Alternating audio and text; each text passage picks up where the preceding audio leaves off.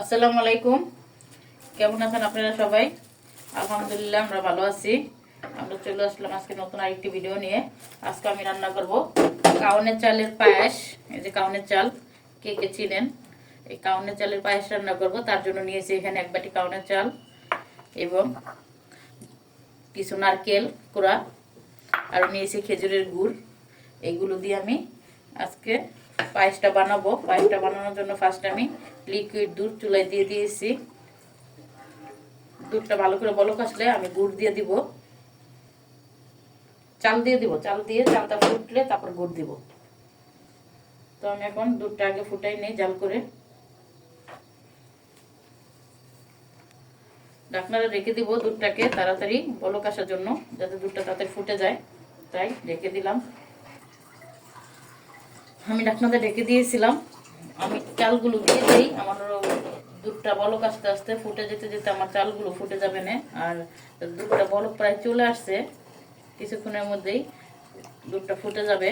তো চালগুলো আমি দিয়ে দিই, ভালো করে ধুয়ে নিয়েছি। এখন চালগুলো ফার্স্টে দিয়ে দিই, একসঙ্গে হয়ে যাবে না। শীতের দিনে কাউনের চালের পায়েস খুব ভালো লাগে, আর খেজুরের গুড় দিয়ে। খেজুরের গুড়ের একটা ফ্লেভার অন্যরকম। খেজুরের গুড়ের ফ্লেভার ছাড়া মনে হয় শীতের আমেজ আসে না। তো এখন আমি চালগুলো দিয়ে দিলাম,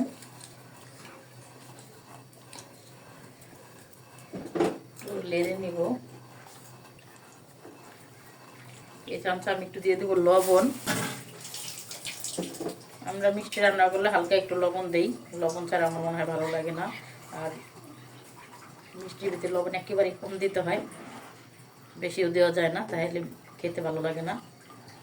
আর এভাবে চালটা আগে সিদ্ধ করে নেব, তারপরে গুড় দিব আমি। এই যে আমার চাল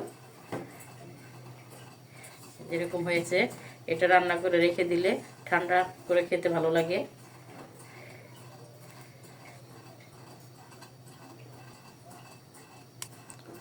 এখন আমি দিয়ে দিব এলাচ এবং দারচিনি। আর গুড়টা কেটে রেখেছি আমি, গুড়টাও দিয়ে দিব। এক এক করে নারকেল গুড় এগুলো দিয়ে দিব। এখন গুড়গুলো কিভাবে কেটে নিয়েছি, এখন দিয়ে দিব গুড়।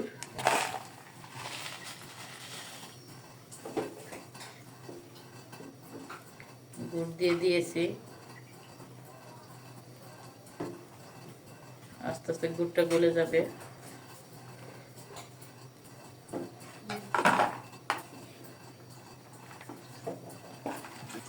দিয়ে দিব কিছু কিশমিশ। কিশমিশগুলো ধুয়ে নিয়েছি।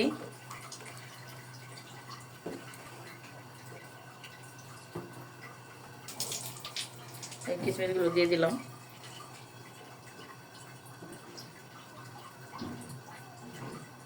এখন দিয়ে দেবো নারকেল কুড়া। নারকেল কুড়াগুলো দিয়ে দিব।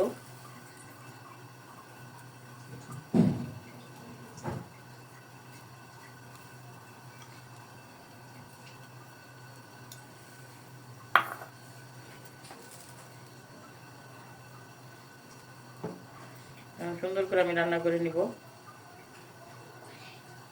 হয়ে গিয়েছে আমার পায়েস রান্না কাউনের চালের। কে কে খাইছেন কাউনের চালের পায়েস কমেন্টে জানাবেন, আর কার কাছে কেমন লাগে সেটাও জানাবেন।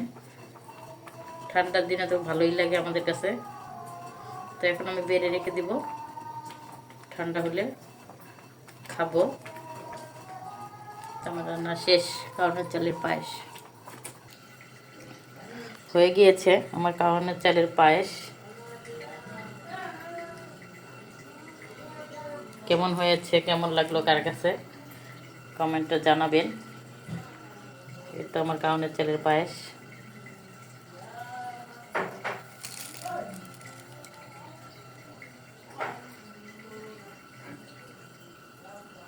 যদি ভালো লেগে থাকে আমাদের ভিডিওটি, আমাদের পাশে থাকবেন। আল্লাহ হাফেজ।